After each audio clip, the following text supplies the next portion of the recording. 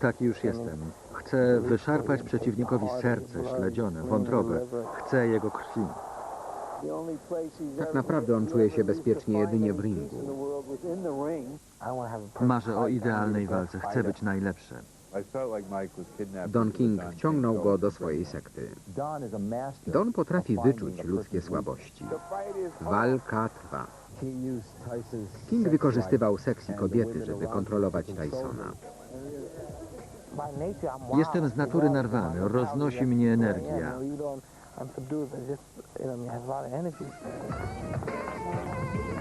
Legendy. Mike Tyson.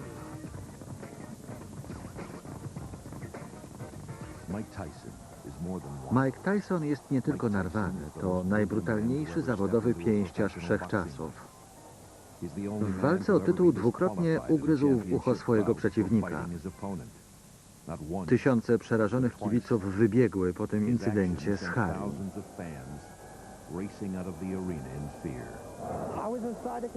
Byłem tam. Nagle padły strzały, ludzie zaczęli uciekać.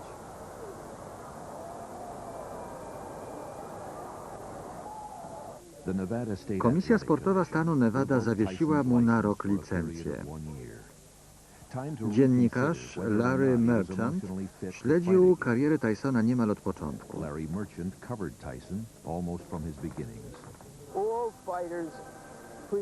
Kariery wszystkich jego wielkich poprzedników, Dempseya, Marciano, Fraziera, były błyskotliwe, ale krótkotrwałe. Taki styl walki uniemożliwia długą karierę. Tak było w przypadku Joe Louisa, Muhammada Alego czy Larego Holmesa. Nawet jeśli taki bokser ma jak najlepsze intencje, nie sądzę, by mógł się zmienić.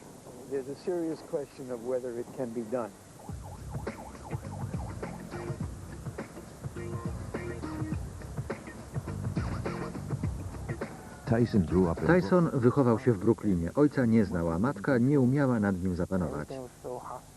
Żyłem wśród wrogów. Nie miałem chwili wytchnienia. Wszyscy byli przeciwko mnie. Po tej dzielnicy wciąż kręciły się gliny. Przyjeżdżały karetki pogotowia, ludzie padali od kul i od ciosów nożem. Wciąż leciały szyby. Ale nie było nudno. Zawsze coś się działo. Patrzyliśmy, jak do siebie strzelają. To było jak filmy z Johnem Wayne'em albo z Humphreyem Bogartem. Człowiek dziwił się, że w prawdziwym życiu też się to zdarza.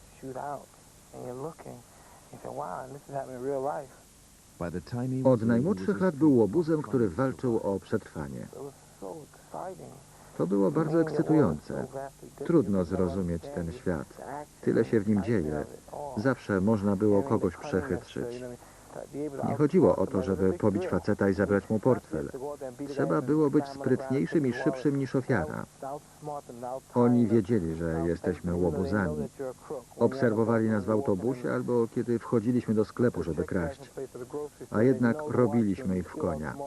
Wielu na naszym miejscu pomyślałoby, sprzedawczyni mnie zna. Lepiej stąd zwiewać. Ale ona też traciła na moment czujność i wtedy kradliśmy pieniądze i portfele. Teraz już taki nie jestem, ale w dzieciństwie kombinowałem z kumplami. Często namawiałem ich do takich numerów. Powinni za to przyznawać Oscary. Miło wspominam tamte czasy. Wiele się wtedy nauczyłem. Był zwykłym łobuzem. Ma na koncie 38 aresztowań. W wieku 13 lat Mike trafił do poprawczaka. Tam zwrócił na siebie uwagę trenera boksu, Casa D'Amato. D'Amato doprowadził do tytułu mistrza świata tak znanych pięściarzy jak Floyd Patterson i Jose Torres. Cas uchronił go od więzienia. Dał mu szansę. To on nauczył go boksować. W wieku 12 lat Tyson był nieśmiały. Był co prawda silny, ale jednocześnie niski i trochę za gruby. Trudno było upatrywać w nim mistrza. D'Amato przydzielił mu dwóch trenerów, Teddy'ego Atlasa i Kevina Rooneya. Poznałem Tysona w Catskill. Trenowałem tam pięściarzy, których polecił mi D'Amato. Trafił do mnie dzięki Bobiemu Stewartowi, strażnikowi z poprawczaka w Albany. To on zadzwonił do Cassa i zapytał, czy mógłbym zainteresować się chłopakiem o nazwisku Mike Tyson. W poprawczaku poznałem Bobiego Stewarta. Cass bardzo mu kiedyś pomógł. Chciałem zostać bokserem. Często podpatrywałem ich treningi. Tyson dowiedział się, że Stewart kiedyś uprawiał boks. Nauczył się od niego kilku sztuczek. Boksowanie bardzo mu się spodobało. Kiedy okazało się, że Stewart zna Cassa, Mike poprosił go, żeby go z nim poznał.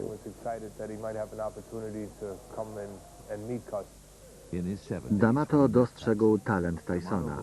Czuł, że trafił mu się przyszły mistrz.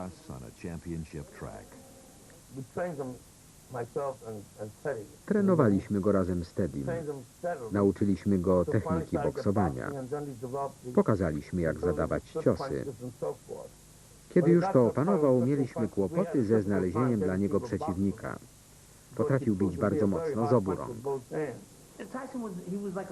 Tyson był jak gąbka, chłonął wszystko, czego uczył go Cass. Szybko opanował uniki głową i technikę zadawania silnych, szybkich ciosów. Potrafił trenować bez chwili odpoczynku po 10-15 minut przed lustrem. Prawy, prosty i lewy sierp i tak bez końca.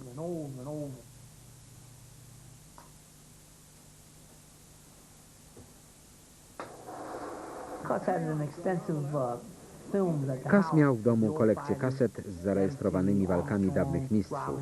Dempseya, Armstronga, Robinsona. Tyson bez przerwy je oglądał.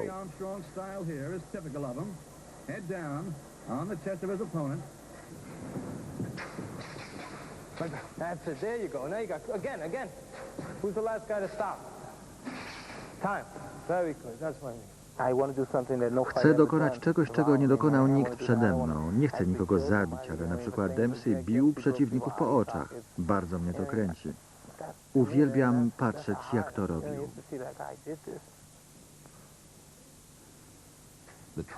Cass zawsze stawiał Tysonowi za przykład José Torresa. Twierdził, że ten chłopak zostanie najmłodszym mistrzem wagi ciężkiej wszechczasów. Mike popisywał się przed nami, wiedział, że go obserwujemy. Pewnie marzyło mu się inne życie. Po wyjściu z poprawczaka chciał wreszcie coś osiągnąć. Cass powiedział, że mam duży talent, ale że jeśli wrócę do Brooklynu, znowu wpakuję się w kłopoty. Można powiedzieć, że wtedy jakby mnie adoptował.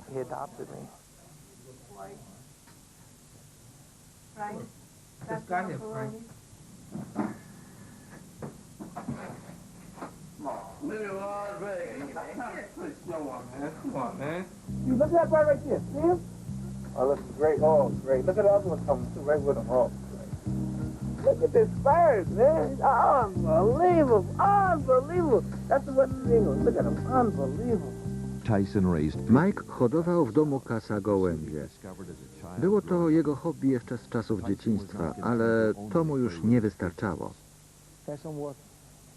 Był strasznie narwany. Potrafił nagle zniknąć. Cass wielokrotnie wyrzucał go z domu. Pewnego razu wyzwał Tysona na pojedynek na pięści. Bardzo się wtedy pokłócili. Cass wyszedł z domu i zawołał: chodź tu. Taki z ciebie twardziel, to chodź. Będziemy walczyć. Wcale nie żartował. Tymczasem Tyson tylko się z tego śmiał. Były z nim problemy. Usunięto go ze szkoły. Milczeliśmy na ten temat. Liczył się wizerunek. Chłopak i jego starszy opiekun. To się świetnie sprzedawało. Tymczasem podopieczny Cassa D'Amato lubił brykać.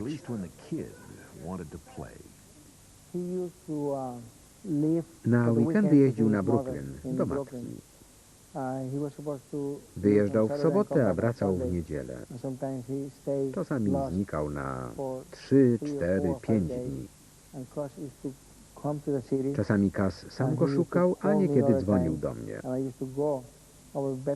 Jechałem do Brownsville i wszędzie się za nim rozglądałem. Zwykle mi umykał. Musiałem się wyszumieć. Przedtem nie było do tego okazji. Ludzie opowiadają o mnie niestworzone rzeczy. Chociaż to prawda, że interesowałem się dziewczynami. Pozasportowe wybryki nie miały jednak większego wpływu na jego formę. Wśród amatorów nie miał już godnego siebie rywala. Zawodnicy, którzy mieli z nim walczyć, celowo przegrywali walki eliminacyjne, byle tylko nie trafić na Tysona.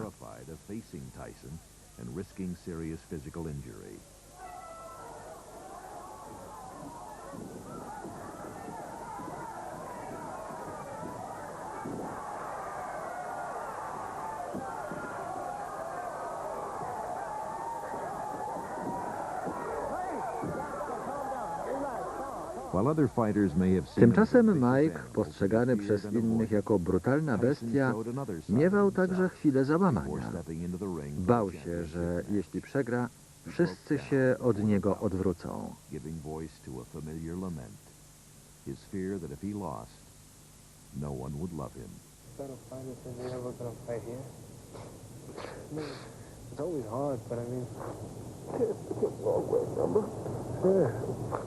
Yeah, Mike Tyson. Everybody likes me. Sure, everyone likes you Proud of now. myself. That's right. You have reason to be proud.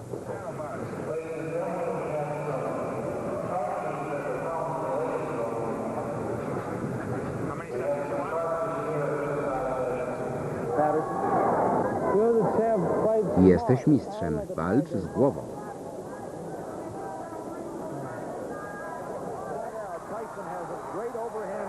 Tyson dysponuje świetnym prawym sierpowym. Prawą uderza z góry, lewą trzyma nisko. Zaraz to pewnie zobaczymy.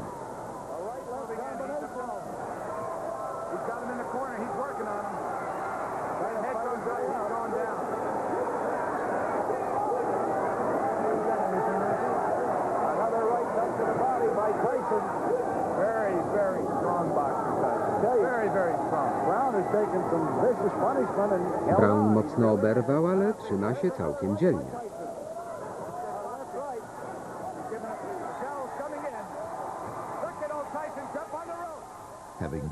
W końcu Tyson przeszedł na zawodowstwo. Jego kariera przebiegała w sposób modelowy. To zasługa trenerów i promotorów. Umieli pozyskać dla niego przeciwników. Czasami staczał 2 walki w miesiącu. To było niewiarygodne.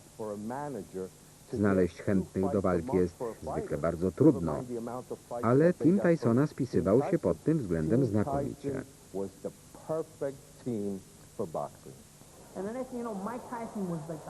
Mike Tyson był najlepszym młodym pięściarzem od czasów Cassiusa Claya, Rockiego Marciano czy Joe Louisa. To był bokser właśnie tego formatu. Jego przeciwnicy często lądowali na deskach. To był jego cel za każdym razem, kiedy wyprowadzał cios.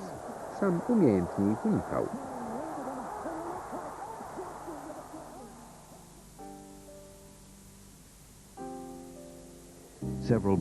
Po kilku miesiącach doszło do tragedii. Jego przybrany ojciec i opiekun Cus D'Amato zmarł na zapalenie płuc. Zastąpił go Jim Jacobs. Również w nim Tyson znalazł przyjaciela i namiastkę ojca, którego nigdy nie znał. Jacobs przekonał go, że musi zdobyć tytuł mistrza świata, by uczcić pamięć Cusa. Mike został mistrzem świata rok po śmierci Cusa D'Amato. Cus mówił jeszcze za życia, że Tyson zapewni mu nieśmiertelność. Jim Jacobs podjął tymczasem współpracę z Billem Caytonem. To oni o wszystkim decydowali.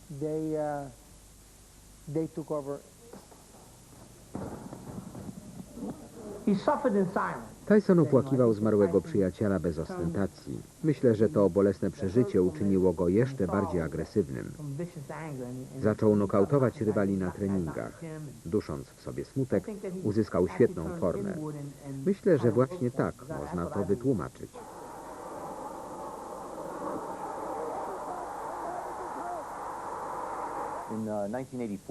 Od roku 1984 do 1987 Mike mieszkał w moim mieszkaniu na Manhattanie. Sypiał na kanapie w salonie. Po jakimś czasie awansował do pierwszej dziesiątki najlepszych bokserów. Później został głównym pretendentem do tytułu, aż w końcu wywalczył mistrzostwo. Wychodziłem rano z sypialni, a na mojej kanapie spał mistrz świata, mój przyjaciel. To tak jakby sypiał tu Willie Mays albo Mickey Mantle. To było niesamowite uczucie. Wtedy to był wspaniały chłopak.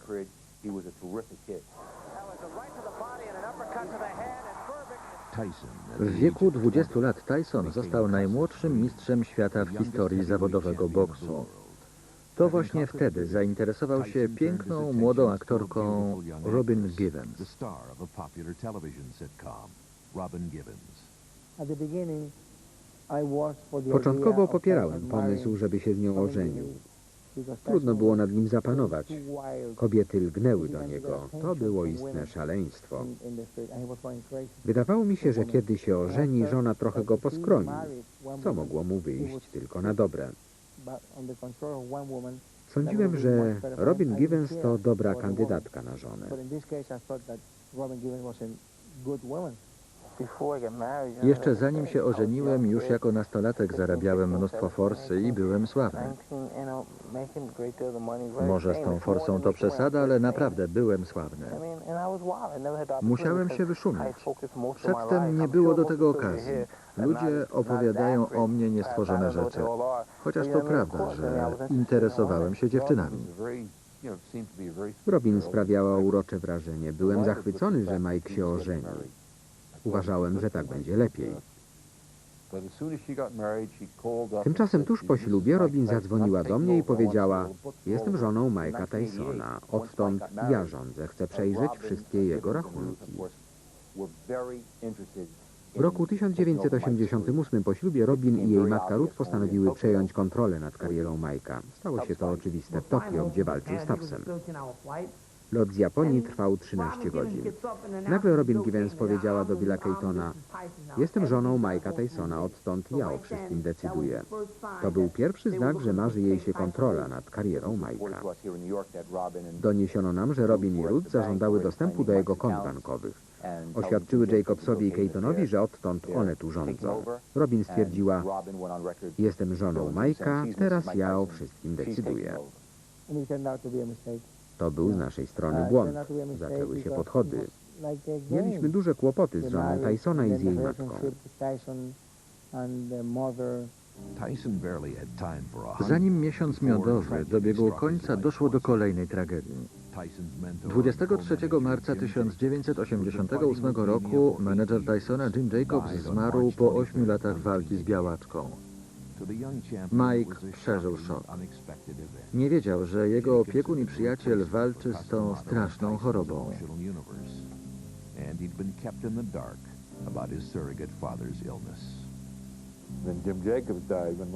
Jim Jacobs zmarł, kiedy Mike miał 21 lat. Wtedy Don King zwietrzył swoją szansę. Skontaktował się z zagubionym 21-latkiem i włączył go do swojego imperium.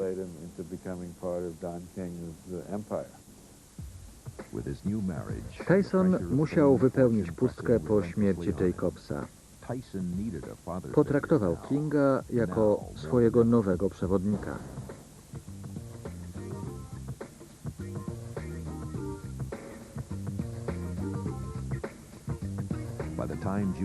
W czerwcu 1988 roku życie prywatne i zawodowe Mike'a Tysona bardzo się skomplikowało.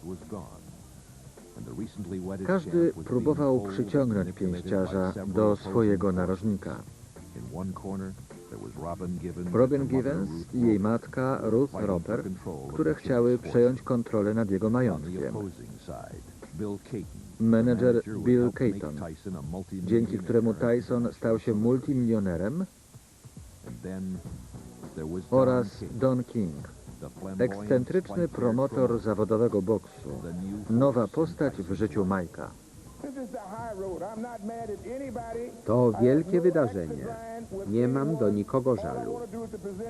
Nie chcę wyrównywać rachunków. Chcę jedynie pokazać Ameryce walkę bokserską na najwyższym światowym poziomie. Jestem marzycielem. Niestety, kiedy zaczynam marzyć, wpędzam się w kłopoty.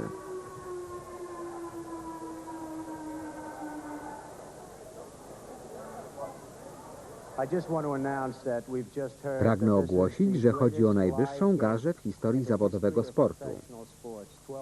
12 300 000 dolarów. Kiedy Tyson bronił tytułu w walce z Michaelem Spinksem, doszło do kolejnych komplikacji w życiu prywatnym młodego pięściarza. 10 dni wcześniej Robin Givens i jej matka publicznie oskarżyły Tysona o bicie żony. W dniu, w którym doszło do walki ze Spinksem, Mike wniósł pozew do sądu przeciwko Billowi Caytonowi, oskarżając go o malwersacje finansowe. Tu nie chodzi o drobne sumy, tylko o miliony dolarów. Nie o 10 czy 20 milionów, tylko o setki milionów dolarów. Zażądał ode mnie wszystkich rachunków. Miałem pokrycie na każdego dolara zarobionego przez Mike'a w ringu. Przesłałem te rachunki jego adwokatowi. Był całkowicie usatysfakcjonowany. Później już nawet się do mnie nie odezwał, mimo że King wciąż zarzucał mi, że okradałem Mike'a. Tak naprawdę płaciłem mu więcej niż powinienem. W dodatku nie odzyskałem pieniędzy, które zainwestowałem w niego, kiedy był jeszcze amatorem. To poważna sprawa. Ludzie tego nie rozumieją, bo nie znają treści umów, które z nim zawarłem. Tu chodzi o ogromne pieniądze.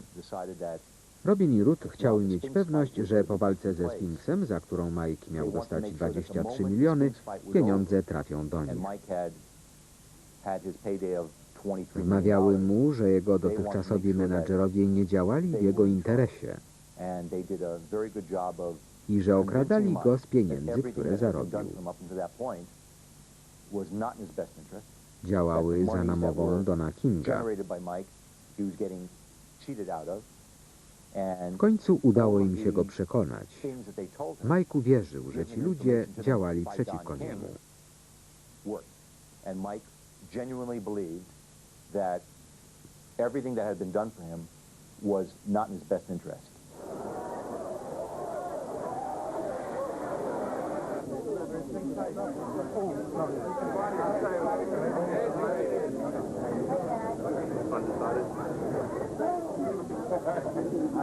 How you doing, friend? Who do you think's gonna win? Mike. Walka ze Spinksem miała być wielkim wyzwaniem dla Tysona. Tymczasem poza ringiem rozgrywały się wydarzenia, które były równie emocjonujące.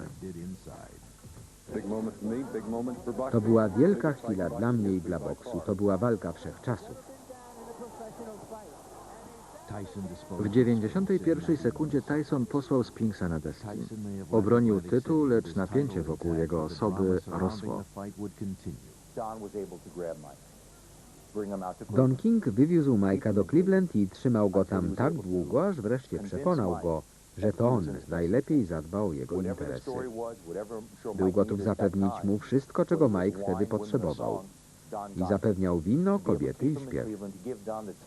Robił to, żeby zyskać na czasie, po to, by wymyślać niestworzone historie. Don jest mistrzem w wymyślaniu niestworzonych historii. Zablokował konta Mike'a, żeby jego żona i teściowa nie miały do nich dostępu. To było w interesie Mike'a, ale on nie zrobił tego dla Mike'a, tylko dla siebie. W ten sposób związał go ze sobą. Sprawa trafiła do sądu. Ostatecznie Donald Trump znalazł Salomonowe wyjście. Cayton został menadżerem Tysona, a King jego promotorem. Mike i jego bliscy poprosili mnie, żebym pomógł im rozwiązać problemy, których ten młody 21-letni pięściarz miał wtedy naprawdę dużo. Zgodziłem się. Chciałem, żeby odnosił sukcesy, żeby później, kiedy skończy karierę w wieku, powiedzmy, 35 lat, nie musiał się o nic martwić.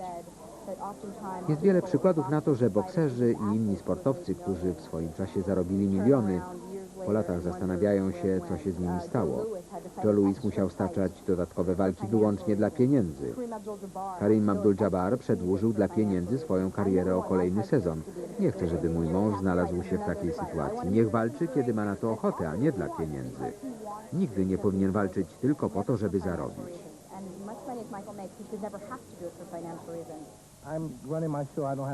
Sam jestem sobie szefem. Walczę wyłącznie dla siebie. To ja go zatrudniam, a nie on mnie. Chociaż czasami ludzie odnoszą inne wrażenie. Nasz wcześniejszy kontrakt zmuszał mnie do pewnych rzeczy, ale odtąd będę walczył wtedy, kiedy zechcę i z kim zechcę. W poprzedniej umowie to nie było jasno sprecyzowane. Cieszę się, że doszliśmy do porozumienia i że będę pracował z Mike'em Tysonem. Jestem przekonany, że Mike okaże się najlepszym pięściarzem w historii boksu. Mike Tyson ma decydujący głos w sprawach dotyczących jego kariery. W najbliższej przyszłości on i Bill na pewno udowodnią, że potrafią świetnie współpracować. Zamierzam wziąć 6, może 8 tygodni urlopu. Po raz pierwszy mogę decydować o sobie. Teraz postanowiłem, że nie będę walczył. Gdybym nie poznał mojej żony Robin Givens, nigdy bym sobie nie uświadomił tego, że mogę być panem własnego losu. Jestem jej za to wdzięczny. Bardzo ją kocham. Mimo takich publicznych oświadczeń, zakulisowa walka o wpływy na karierę Mike'a Tysona wciąż trwała. Latem 1988 roku, po podpisaniu umowy między Billem Keitonem a Mike'em Tysonem, Robin i Ruth, przez jakieś 2 miesiące panował spokój. I nagle doszło do kłótni między Tysonem i Robin w ich posiadłości w Bernardsville. Podczas wywiadu udzielonego Barbarze Walters, Robin wyznała, że Tyson ma manię prześladowczą. Później zarzut ten okazał się bezpodstawny. Stwierdziła również, że mąż ją bije. Kilka dni później w domu Tysonów doszło do interwencji policji. Robin wystąpiła o rozwód. Wtedy Tyson zwrócił się do Dona Kinga.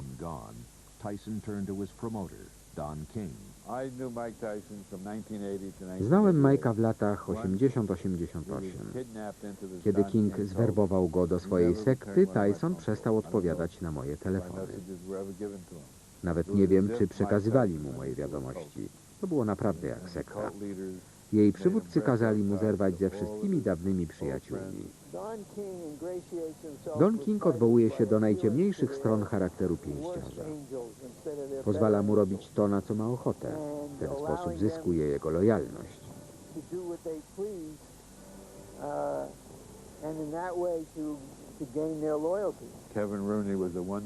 Kevin Rooney był dla Tysona wymarzonym trenerem, ale King go zwolnił.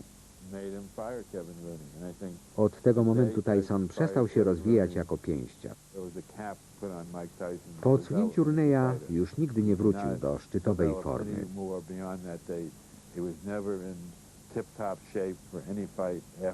Przestał stosować uniki. Zaczął wdawać się w klincze, zadawał coraz mniej ciosów. Kiedy związał się z Kingiem, ucierpiało na tym jego morale i charakter, ale także technika boksowania. Ponieważ nie było przy nim Kevina Rooneya i Teddy'ego Atlasa. Nie umiał współpracować z trenerami, którzy potrafili mu się sprzeciwić. Zaczął otaczać się ludźmi, których przyjaźń kupował za pieniądze. To nie byli profesjonaliści. Przyjemności, które mogą zapewnić sława i pieniądze, zaczęły negatywnie wpływać na jego karierę.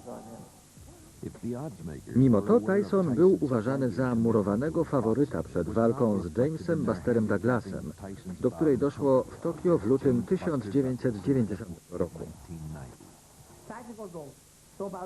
Tyson pojechał do Japonii 2 tygodnie przed walką. Tam się okazało, że ma nadwagę, przeszedł na ścisłą dietę. Udało mu się zwrócić około 10 kg. Tuż przed walką rozniosła się wieść o kiepskiej formie Tysona. O tym, że został znokautowany podczas sparingu i że nie przykłada się do treningów. Do tej pory jego kłopoty osobiste nigdy nie miały wpływu na postawę w ringu. Po raz pierwszy Mike poczuł się zagrożony.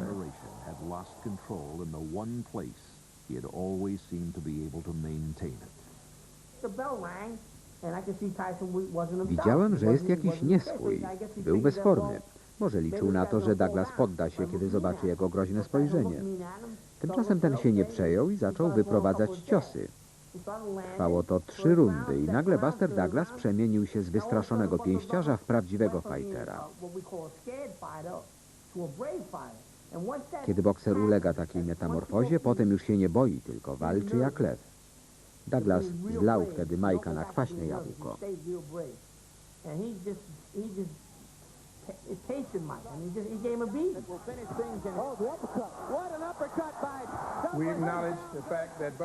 To prawda, że Buster Douglas stoczył dzisiaj wspaniałą walkę.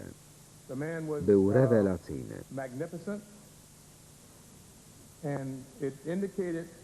Ale już nieraz wspominałem, że na tym polega wielkość boksu.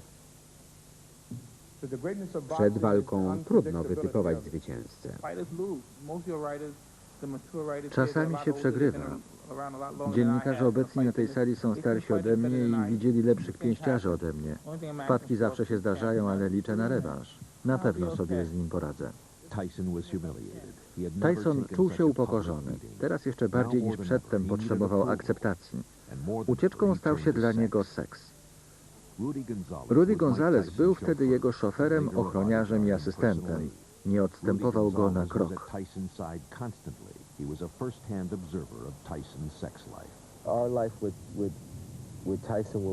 Tyson nie miał najmniejszego problemu z kobietami. Leciały na niego. Zawsze próbowały wedrzeć się do samochodu i składały mu jednoznaczne propozycje.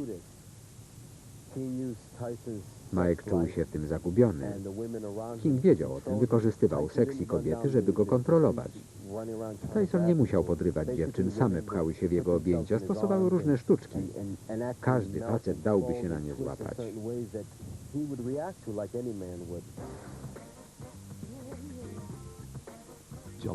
18 lipca 1991 roku Mike poznał w Indianapolis Desiree Washington, uczestniczkę konkursu na czarną Miss Stanów Zjednoczonych.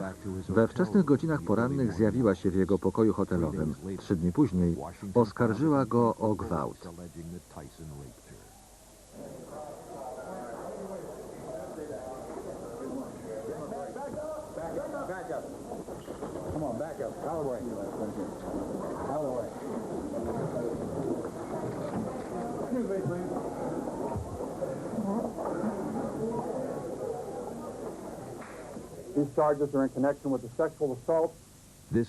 Mike znalazł się w poważnych opałach.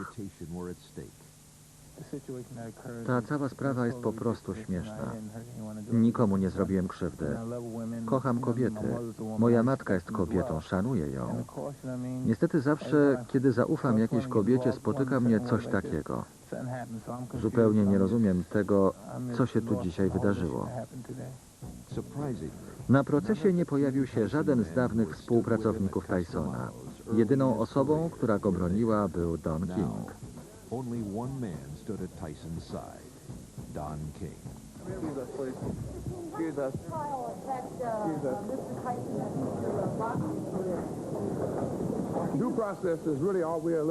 Chodzi nam wyłącznie o uczciwy proces.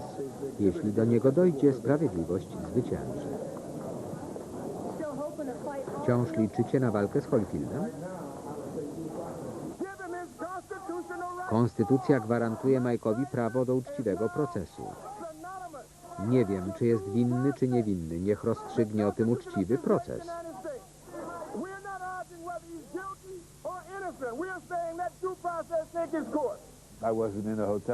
Nie byłem z nim wtedy w hotelu. Nie wiadomo, jak to naprawdę było. Tyson czuł się uprzywilejowany. Myślał, że wszystko mu wolno.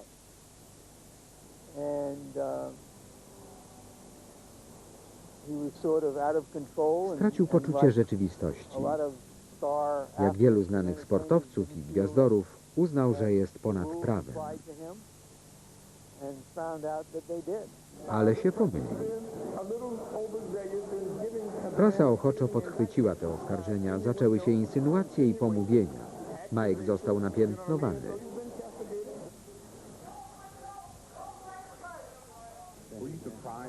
Czy obrońcy czymś pana zaskoczyli? Nie. W tym procesie prokuratura nie natrafiła na żadne niespodzianki.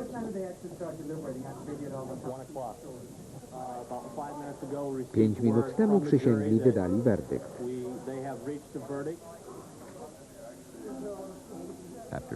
Po 9-godzinnych obradach ława przysięgłych uznała Tysona za winnego. Wnioski wyciągamy dopiero po zakończeniu procesu. Bardzo zależało nam na tym, żeby właściwie ocenić fakty i wydać sprawiedliwy werdykt. Wiedzieliśmy, że go skażą. Tu jest Indiana. Myślę, że werdykt był sprawiedliwy. Jesteśmy przekonani, że podjęliśmy właściwą i sprawiedliwą decyzję. Potępiamy czyn popełniony przez skazanego, ale jednocześnie współczujemy mu, ponieważ trudno stwierdzić, co czeka tego młodego człowieka w przyszłości.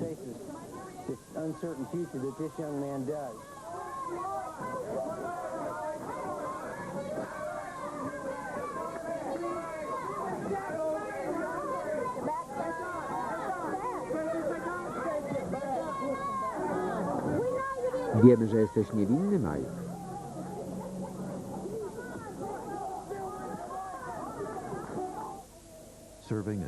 Tyson dostał 6-letni wyrok. Wrócił tam, gdzie często trafiał w młodości, za kratki.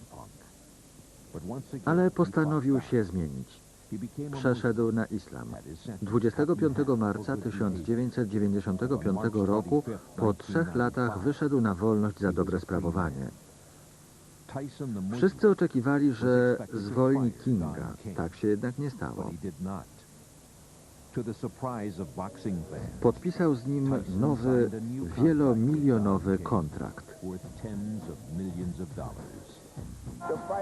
Walka trwa.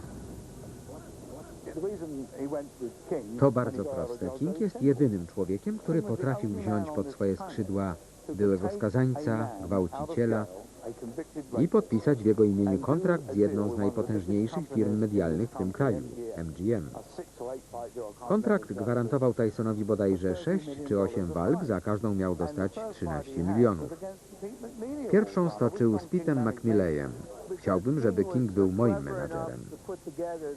King załatwił mu świetny kontrakt, inni tylko obiecywali mu złote góry, tymczasem King wręczył mu umowę, która gwarantowała Tysonowi 100 czy 150 milionów dolarów. Dla Mike'a był to czysty biznes.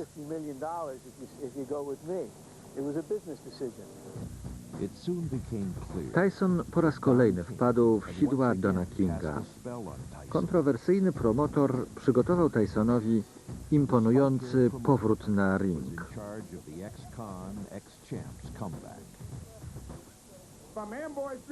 Kiedyś mieszkał przy Amboy Street w Brooklynie.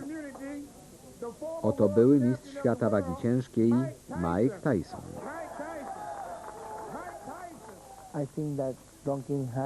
Myślę, że Don King ma sposób na Tysona. Do wszystkiego go przekona.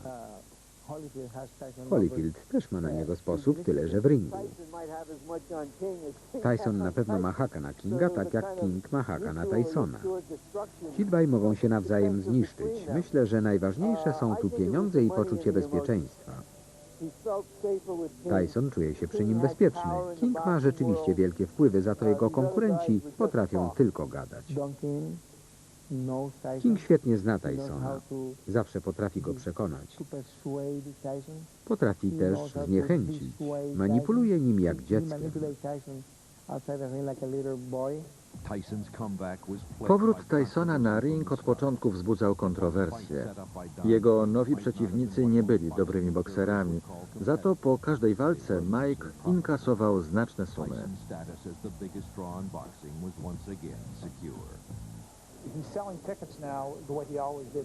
Na jego walki wciąż przychodzi mnóstwo kibiców, ale ich motywy są teraz inne niż przedtem. Kiedyś przychodzili, żeby oglądać wspaniałego boksera. Teraz przychodzą jak do cyrku, liczą, że dojdzie do jakiejś awantury. W Ameryce się to świetnie sprzedaje. Oczywiście Mike Tyson nie zapomniał, jak należy boksować. Wkrótce odzyskał tytuły mistrzowskie, pokonując Franka Bruno i Bruce'a Seldona. Wreszcie mógł się zmierzyć z Evanderem Holyfieldem.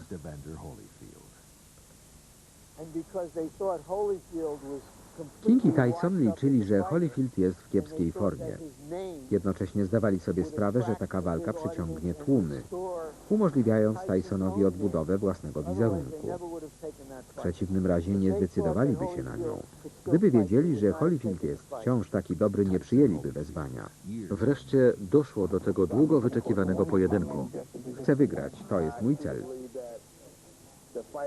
Pewnie będzie ciężko, dopóki nie przekonam Tysona, że to ja jestem bestią. Kibiców spotkało wielkie rozczarowanie. Holyfield od samego początku miał przewagę nad Tysonem. Walkę przerwano w 11 rundzie. Drugi raz w swojej karierze Mike przeżył gorycz porażki.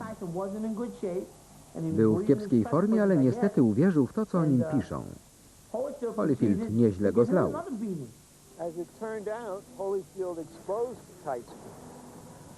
Holyfield obnażył kiepską formę Tysona i udowodnił, że wystarczy go tylko mocniej przycisnąć, żeby go pokonać.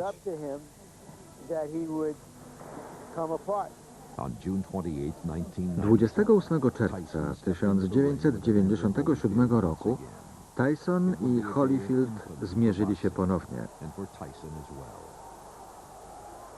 Walka ta przyniosła Tysonowi niesławę. Po spotkaniu doszło do poważnych zamieszek na trybunach. Na początku nie wiedziałem, co się stało. Kiedy zorientowałem się, że ugryzł go w ucho, zrozumiałem, że chce jak najszybciej wycofać się z tej walki. Myślę, że był po prostu sfrustrowany. Wreszcie dotarło do niego, że Holyfield nie da się zastraszyć. Nie mógł go pokonać, więc postanowił uciec z ringu. Sędzia Mills Lane udzielił Tysonowi ostrzeżenia, ale ten znów ugryzł swojego przeciwnika w ucho.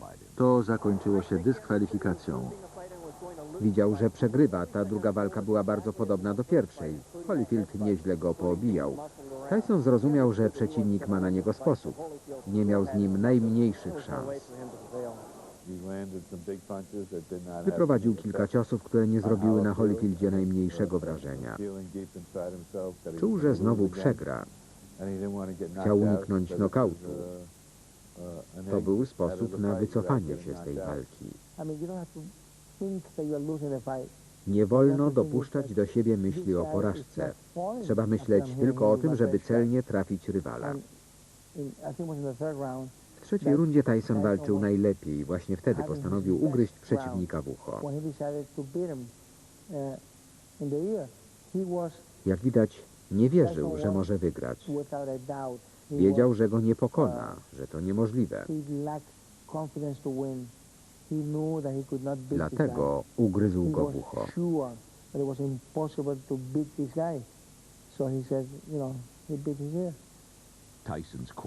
Zrobiło się zamieszanie.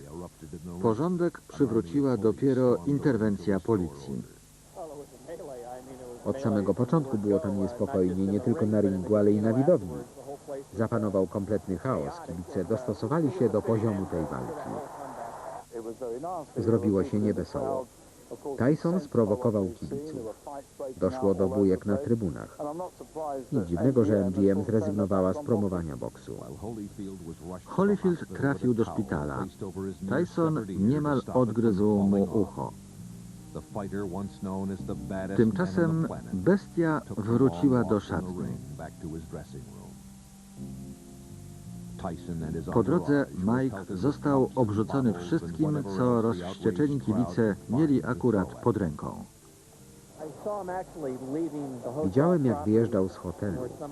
Jakiś facet nazwał go Zerem. Tyson wyrywał się z samochodu, żeby mu przyłożyć, ale go powstrzymali.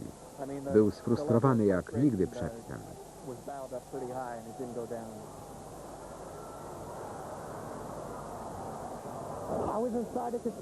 Byłem tam, nagle padły strzały. Media wpadły w amok. Wszystkie gazety zamieściły zdjęcie pogryzionego ucha Holyfielda. Tyson został całkowicie upokorzony. Dziennikarze zgodnie twierdzili, że już nigdy nie powinien zostać dopuszczony na ring. Widziałem to, co miliony kibiców na całym świecie. Piszę o sporcie od 30 lat. Byłem przerażony. To nie ma nic wspólnego z boksem. Takie bójki zdarzają się wyłącznie na ulicy. Gdyby to ode mnie zależało, zdyskwalifikowałbym go dożywotnio. Komisja Sportowa stanu Nevada była tego samego zdania. 11 lipca 1997 roku Tysonowi cofnięto zawodową licencję na uprawianie boksu. Ten do niedawna wspaniały pięściarz stał się symbolem smutnego losu wielu swoich poprzedników. Boks przeżyje beze mnie. Nie jestem mu potrzebny, ale ja też przeżyję bez niego. Tyson musiał jakoś zarabiać na chleb, dlatego zainteresował się wrestlingiem.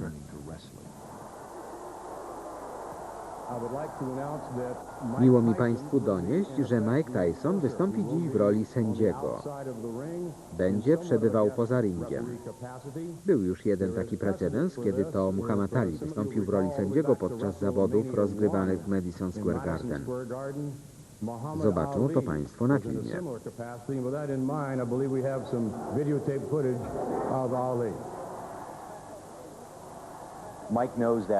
Mike wie, że podobny los spotkał wielu innych pięściarzy, którzy pod koniec kariery trafiali do wrestlingu. To oznacza w praktyce kres jego wielkiej legendy.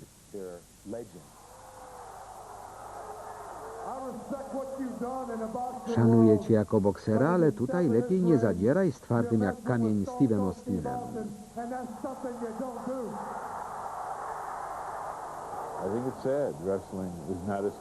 Myślę, że to smutne. Wrestling to nie sport. W filmie o bokserze Requiem dla boksera ów bokser zaczyna występować jako zawodowy zapaśnik. Wielki Joe Louis też skończył jako sędzia na ringu zapaśniczym. To smutne, kiedy 32-letni bokser pojawia się na ringu zapaśniczym. Wrestling to cyrk, burleska.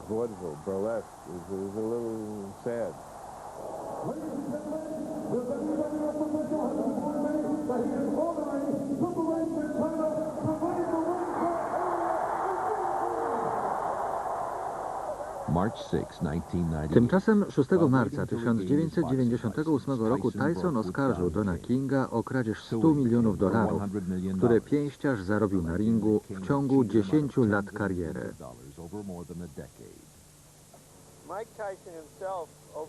Mike wielokrotnie wspominał, że jest okradany. Poniekąd sam jest sobie winien, ponieważ dobrze wiedział, z jakimi ludźmi przestaje. Nie znał wartości pieniędzy, był bardzo rozrzutny. Młodzi często są przekonani, że zawsze już będą zarabiać miliony. Gdybym siedział cicho i nie wytknął kilku osobom tego, że mnie wykorzystują, nadal pialiby na moją część. Pisaliby, że jestem genialnym bokserem, prawdziwym mistrzem. Mówiliby, że wiele się ode mnie nauczyli. Ale należy upominać się o swoje i wytykać ludziom świństwa także tym, którzy mają pieniądze i wpływy. Tymczasem Tyson wziął dyskretny ślub z dr Moniką Turner, która odwiedzała go, kiedy jeszcze siedział w więzieniu.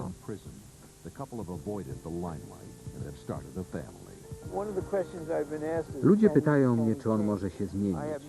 Z pewnością chciałby się zmienić. Będzie się teraz otaczał ludźmi, którzy mu w tym dopomogą. Natomiast nie wiem, czy zatrudni trenera z autorytetem i silną osobowością, takiego jak Rooney. A nawet jeśli, to nie mam pojęcia, czy potrafi się zmienić.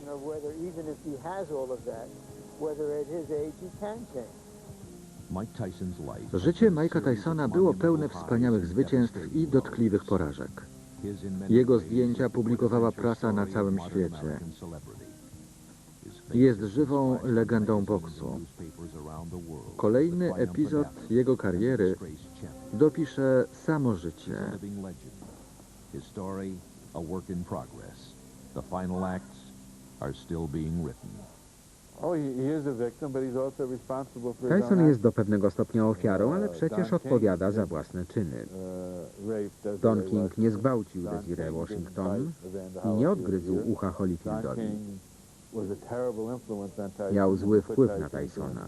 To on wyzwolił w nim najniższe instynkty, kontaktując go z przestępcami, handlarzami narkotyków i alfonsami. Ale Mike musi sam odpowiadać za to, co robi.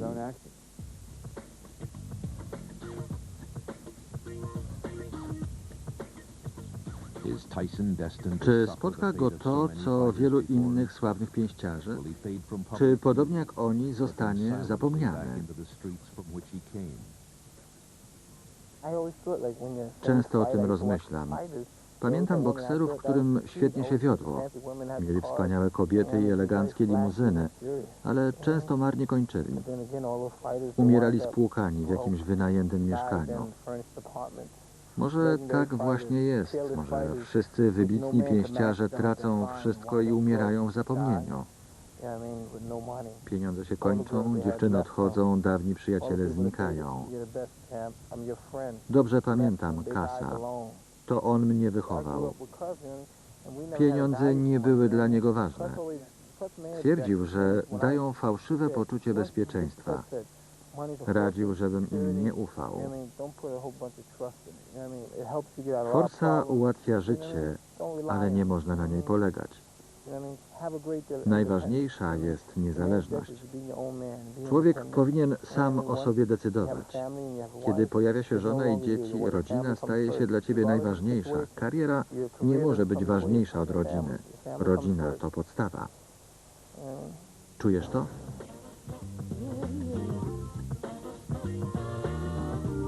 Opracowanie Telewizja Polska. Tekst Bogdan Maliborski. Czytali Maciej Gudowski i Janusz Szydłowski.